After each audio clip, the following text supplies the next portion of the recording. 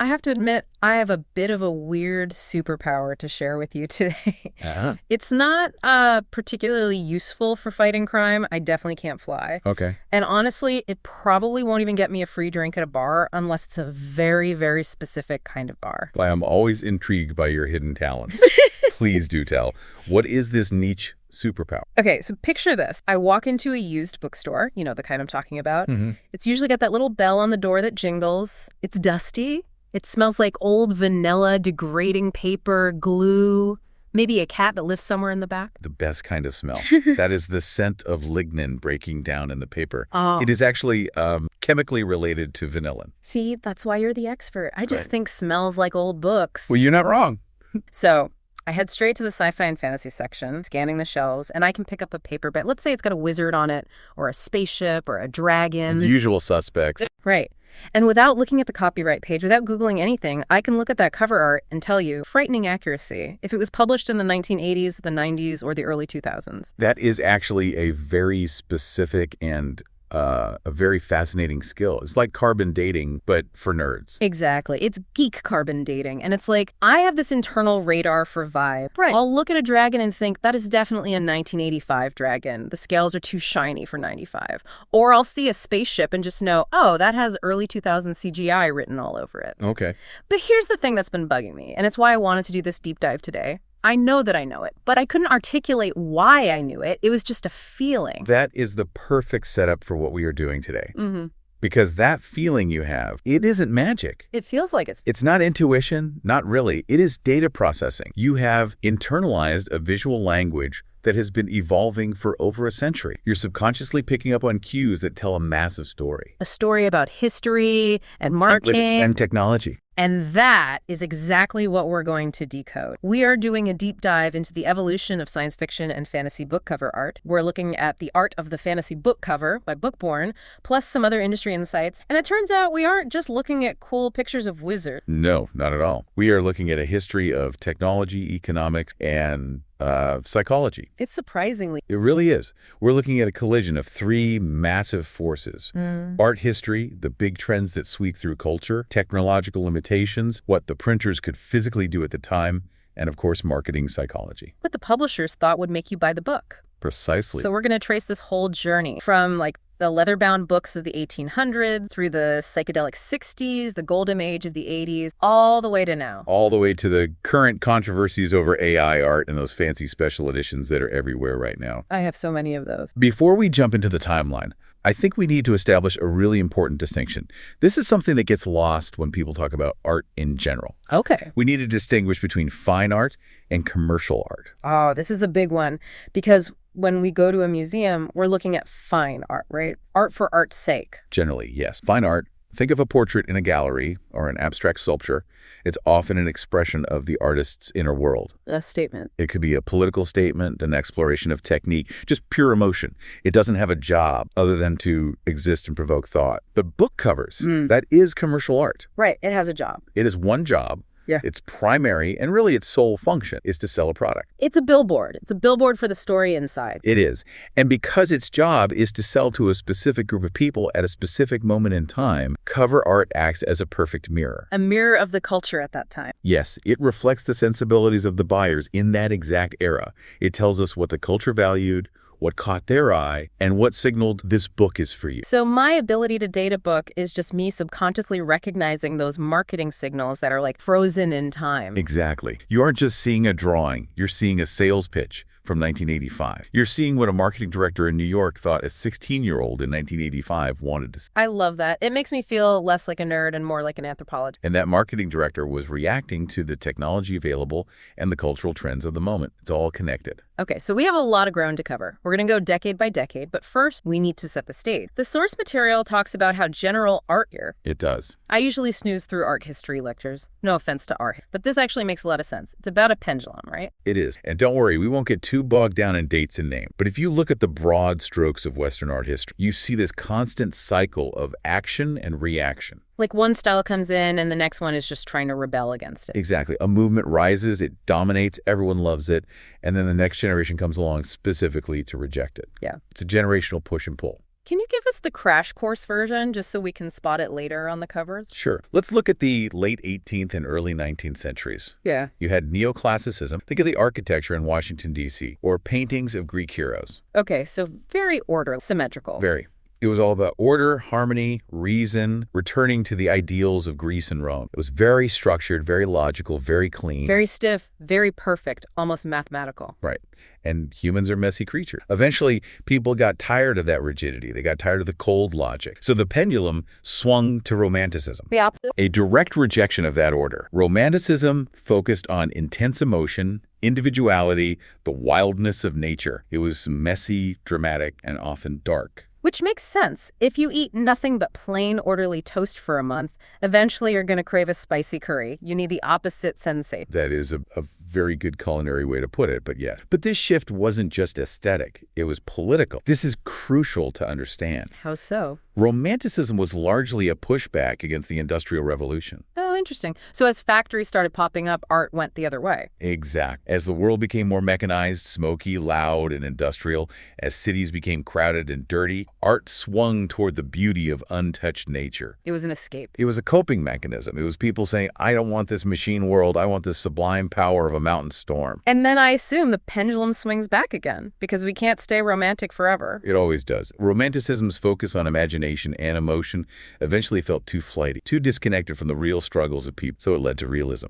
Okay, back to reality. Realism rejected the fantasy and the drama to focus on truth, accuracy, and everyday life. And again, technology played a huge role here. What was the tech? Realism coincides with the invention of the photograph in the 1830s. Oh, wow. So once cameras exist, art starts trying to compete with that level of realness. Or it feels like it has to be real to be relevant. The camera changed how we saw the world. Suddenly, truth wasn't just an emotional feeling, it was a captured image. The point being, art doesn't happen in a vacuum. It reacts to the generation before it, and it reacts to the technology of the day. And book covers do exactly the same thing. They're just moving faster because the market moves faster. Now, before we jump into the timeline, I have to ask, why are we focusing specifically on sci-fi and fantasy? I mean, romance novels have distinct covers. The shirtless guy that clinches. Right. And historical fiction has distinct covers. Why is SFF special? It comes down to something we call the necessity of painting. The necessity of painting. Okay, think about it. If you're publishing a memoir or a nonfiction book about banking, you can use a stock photo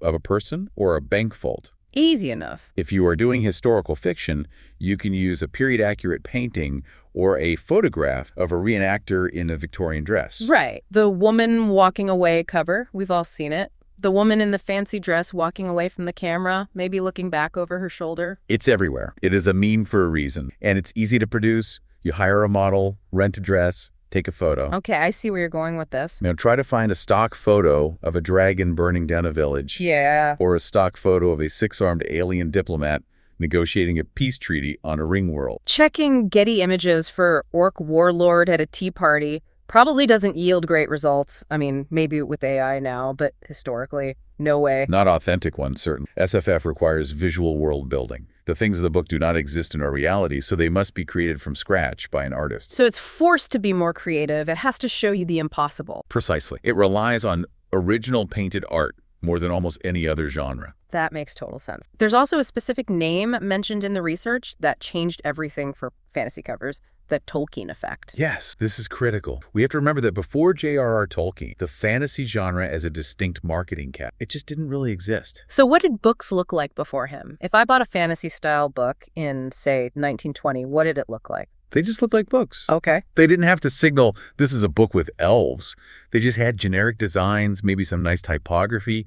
You had fairy tales, myths, pulp adventures like Conan, but you didn't have a massive section in the bookstore labeled fantasy with a capital F. But Tolkien defined the modern genre. Yes, he did.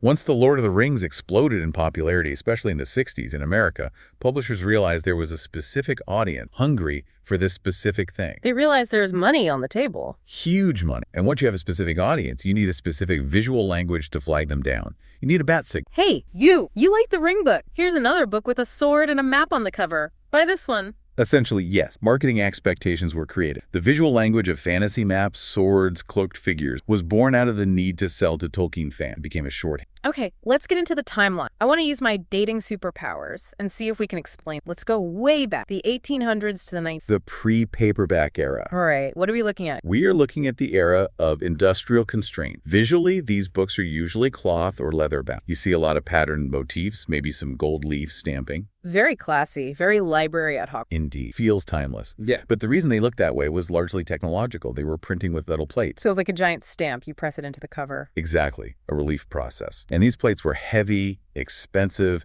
and could really only handle one color pressing at a time. So that limited thing. Tremendously. Yeah. And because creating these plates was so labor-intensive, publishers wanted to save money, so they would reuse decorative plate. The border of flowers used on a book about gardening might be reused for a book of poetry. So you couldn't just print a full-color painting on the cover easily? Not on the binding itself, no. If you look at early 1900s editions of Gulliver's Travels, for instance, you see these constraints. It might have a gold stamp of a character, but it's simple. It's elegant, but it's limp. But then we hit the 1920s, and something huge changed. The paper dust jacket takes over. And the reason is fascinating. It's actually because of World War I, right? So that's right. War impacts everything, even book cover. During World War I, there were significant material shortage. Leather and cloth became expensive or hard to get for mass production. They were needed for uniforms, boots, that kind of thing. Exactly. Paper was the alternative. It was cheaper, and it was available. And paper changed the game for art because you can print differently on paper than you can on leather. Complete. Paper allowed for lithography. Suddenly, you aren't stamping a pattern into leather. You are printing ink onto a page. You could use up to 4 colors. This is where we get that very specific vintage look. The research mentions The Hobbit, the original one, as a prime example. Yes, if you look at the original The Hobbit dust jacket from the 30s, or a book like Blood in the Mist, you see this distinctive style. The colors are bold, deep blues, greens, blacks, but they are limited. They didn't have the infinite spectrum we have today. Not at all. They had to be creative with layering. There's a detail here from a source called Birch, an art major who helped with the research, that I thought was so cool. He explained that because they only had a few colors, they had to layer them to create new ones. Correct. It's called dithering or layering. Like, if they wanted a skin tone, they couldn't just use skin tone ink. No. Imagine you only have red, blue, and yellow ink. To make a lighter red, or a skin tone, they might take a red ink plate and use a pattern of tiny dots, allowing the white paper to show through. Or they might layer blue dots over yellow to make green. It's like the old comic books, right? If you look really close, you see the dots. Exactly the same principle. Yeah. And this gave the art a very specific textured look that we associate with that 1930s to 1950s era. It wasn't a stylistic choice to be limited. It was a brilliant use of a limited tool set. They made the limitations look like a style. They did. It feels tactile. So we move from the bold lithographic look of the 30s and 40s into the 1960s. And folks, the 60s are loud. Extremely loud. This is the psychedelic era. I feel like if I picked up a sci-fi book from 1968, I'd need sunglasses. You might. The color palette shifts drastically. We see neon yellows, hot pinks, electric purples, turquoises. Those eye-searing colors. And the art becomes abstract, surreal. It stops being about here's a scene from the book and starts being about here is a feeling. And the subject matter changes too. It's less about landscapes and more about weird figures, floating heads, eyes in the sky. Yes, a focus on the individual, the figure, but often distorted or melting. And this is a perfect example of cover art mirroring culture. The 1960s, the counterculture. The groovy movement, psychedelic, LSD, the art reflected all of that. So the covers were basically saying, hey, are you tripping? This book is also tripping. In a way, yes. They were signaling to the reader, this book is mind-expanding. This book is weird. This book is part of the revolution. It was for a younger generation. It was saying this wasn't their parents' literature. This wasn't the stuffy leather-bound classics. It's so funny to imagine a serious sci-fi novel about, I don't know, orbital mechanics or robot ethic, but the cover looks like a Grateful Dead. Well, often the stories were becoming more psychological and experimental during that new wave of sci-fi. Oh, really? Authors like Philip K. Dick or Harlan Ellis, the art matched the prose. It was the era of soft sci-fi psychology rather than just hard sci-fi engineering. But then cue the pendulum sound effect. We hit the 1970s and the neon gets turned off. Immediately. The 70s reaction is what we call the earth tone era. We go from hot pink to avocado green and harvest gold, the colors of my grandmother's kitchen. Exactly. Muted oranges, yellows, greens, browns, and the subject matter shifts from the psychedelic figure back to the landscape. Big, sweeping vistas. Why landscapes? Why the sudden interest in trees and mountains? Think about the 1970s cultural mindset. You have the flower power movement, which was very focused on nature. And the environmental movement was starting. Right. the birth of the modern environmental movement. Earth Day was founded in 1970. People were looking back to the Earth. They were tired of the plastic, neon, artificial vibe of the 60s. It feels like a grounding exercise. Okay, we went to space in our minds. Now let's put our feet in the dirt. Precisely. The research mentions the Silmarillion as a key example here. Tolkien again. Right, that cover is iconic. It's beautiful. It fits perfectly. The cover is a sweeping landscape, breathtaking mountains and clouds, but the colors are those muted, natural earth tones. It feels ancient and grounded. Which was the vibe of the decade. It feels like history, not a drug trip. Exactly. Okay, now we are entering the era where my superpower really, the golden. The golden age of the painted cover. If you grew up reading fantasy, this is probably what you picture when you hear the word fantasy. Oh, for sure. It's epic. It's detailed. It's usually a guy with huge muscles and a sword or a spaceship with an insane amount of detail, all painted in oils or acrylic. A very particular aesthetic. And the fonts. We have to talk about the font. The typography became very standardized in the big, bold serif fonts. Right, like on a Stephen King paperback or a Wheel of Time book. The letters have those little feet serifs, which make them look classic and authoritative. It screams epic story. And technically something changed here too, right? Because these covers look much richer than the 60s cover. Digital printing started to enter the scene. Not digital art yet. The artists were still using paintbrushes, but digital printing process. Ah, so the reproduction got much better. This allowed for a wider range of colors to be printed cheap. You could reproduce a complex oil paint, thousands of shades of color, and it would look good on a mass market paperback. This is when fantasy covers really started to look like fine art you'd see in a museum with more dragons. Yes. Artists like Michael Whelan became superstars in this era. Their work was the selling point. You bought the book because of the cover. Absolutely. A Michael Whelan painting promised you a massive, fully realized world. The cover was a promise. The inside of this book is as detailed as this painting. I remember just staring at those covers as a kid. There's so much going on. You could find little details in the corner, like a lizard on a rock or a second moon in the sky. It invited scrutiny. It invited you to linger. Then we slide into the 90s. And honestly, the 90s feels like the 80s' younger, moodier sibling. That's a fair assessment. Yeah. It's a blend. The painted cover is still dominant, but the palettes get a bit more muted again. A bit more grunge. Perhaps reflecting the grunge aesthetic of the 90s. The serif typography stays strong, though. The branding was established. But then, year 2000, the millennium, things get weird. The digital disruption. I have a lot of nostalgia for this era because this is when I was really tearing through the YA section. But looking back, wow, some of those covers did not age. It is arguably a low point aesthetically for the genre. You had the rise of early computer-generated graphics. No. CGI. Oh, the CGI. The uncanny valley was real. You'd have these 3D rendered characters that look like they were from a PlayStation 1 game on the cover of a serious novel. Their skin looked like plat. Their eyes looked dead. It was rough. It was new tech. And publishers were excited to use it because it felt futuristic, but it hadn't matured yet. It was a transition period. But there was another technological shift in the 2000s that was even more important than CGI. There was. It wasn't about how the art was made. It was about how the art was sold. You're talking about the internet. Exactly. Specifically, Amazon and online shopping. Oh, of course. Before the 2000s, you bought a book by walking down an aisle. You saw the spine, maybe, or the cover facing out on a shelf. You were seeing it at full size in physical space. Right. You could see the brushstrokes. You could appreciate the tiny details in the background, the little goblin hiding in the bush. Exactly. But once people started buying books online, the primary way they encountered a cover was as a thumbnail, a tiny rectangle on a screen, maybe an inch high. The thumbnail effect. I had not thought about that. It fundamentally changed design. If you have a complex, detailed painting like those 80s cover with armies and landscapes and intricate borders,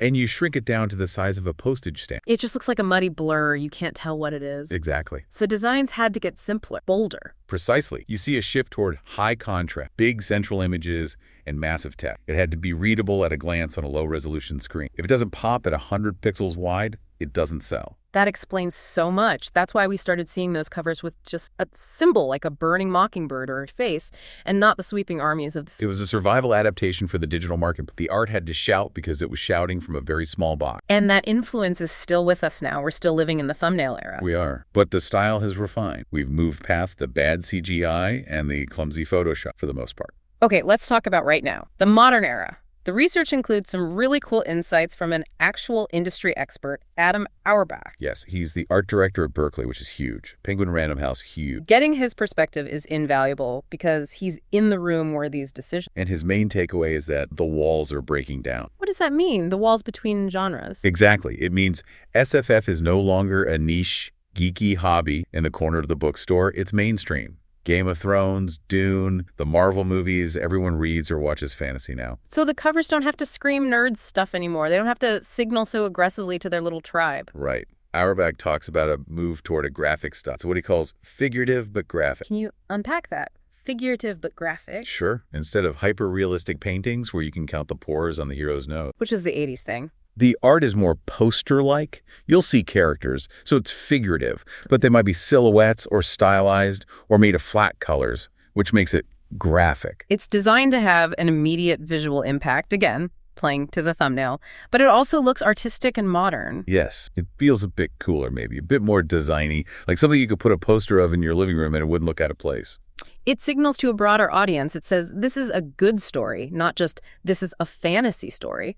It invites the general reader in. But Auerbach also said something that gives me hope for my love of the 80s style. What's that? He said, everything comes back around. The pendulum never stopped. He noted that if realism is out one year, it will be back in a few years. I hope so. One thing I've noticed, and the research touches on this, is how specific the marketing has become. I scroll through Instagram or TikTok, Book Talk specifically, and I see books marketed by hyper-specific tropes. Oh, absolutely. If you like enemies to lovers and one bed trope, read this. It's incredibly neat. That is the subgenre bucket phenomenon. Marketing is now hyper-tailored, and the covers reflect that. A romantasy book romance fan looks very different from a space opera, which looks different from literary sci-fi. Romantasy usually has that vector art, maybe some flowers, swirly fonts. Space opera still likes its ships. Exactly. You can look at a cover and know instantly which bucket it falls in. It's a very sophisticated code. There is a perfect case study for this in the research, Dune, Frank Herbert's classic. A brilliant example. Auerbach actually art-directed 2 different covers for the same book recently, and they look completely different. This is a masterclass in audience segmentation. Let's look at cover A, the paperback. It was illustrated by Jim Tierney. Describe it for us. It's fun.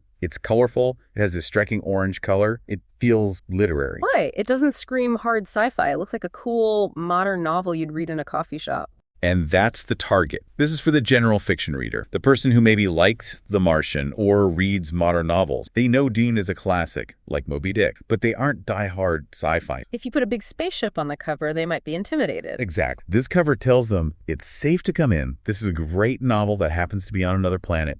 It's designed to sit on the literature shelf. Okay, now let's look at cover B, the deluxe hardcover. A different beast entirely. Illustrated by Matt Griffin. This is dark, graphic, but incredibly detailed. It has that classic, epic, painted feel, but updated for modern tastes. It looks ominous, epic. It has end papers with maps and extra art inside. And this is for the fan, the collectors, the people who know exactly what a sandworm is and want to see it rendered in glory. They don't want safe, they want epic. Precisely. The funny thing is, the source material mentions that the host's husband, a massive Dune fan, saw that Matt Griffin hardcover and declared it the most beautiful book that exists. Which proves the marketing worked perfectly. They targeted the fanatic with one cover and the curious generalist with the other. Same text inside, completely different promise on the outside. It's smart. But it also leads us into some of the bigger meta trends right now, because that deluxe Dune book isn't just a book. It's an object, a beautiful object. Correct. We are seeing a massive explosion in special editions. It's everywhere. Sprayed edges where the pages form a picture, foil stamping, ribbon bookmarks, signed tip-in sheets. Companies like the Folio Society, Illumicrate, The Broken Binding, people are dropping serious cash on these, hundreds of dollars for one book. It's a fascinating trend. And the question is, why? Why now? Why? When we can read everything on a Kindle for $10, or are we paying $150 for a hardcover? The research throws out a few theories. Theory A is just simple consumerism. We like buying nice stuff. Always a factor. Retail therapy is real. But theory B is more interesting, the social metification of the... Oh, this hits home? We all want our bookshelves to look good on Instagram. These books are taste markers. Shelf. Exactly. They show the world who we are. If I have a shelf, beautiful leather-bound sci-fi, it tells my followers something about my status and my taste. It's like the modern version of having a study filled with leather encyclopedias. It's about signaling. It is. But there's a third theory, a psychological one, that I find the most compelling. Which is? Control. We live in a chaotic world. The digital world is ephemeral. Files can disappear. Subscriptions can end. Streaming services remove movies. Right. You don't really own your Kindle book. But a heavy, beautiful physical book is permanent. Buying something beautiful for your immediate environment is a way of exerting control when the outside world feels out of control. That actually makes me feel a little better about my spending habits. I'm not a shopaholic. I'm just coping with existential dread. Whatever helps you sleep at night. But yes, even people who aren't collectors are buying these because they want that physical connection to the story. They want to hold the world in their hands. But while we have this trend toward ultra-premium human-made art, we have a dark cloud on the horizon. Or maybe it's already here. Hey, hi, Art. This is the elephant in the room.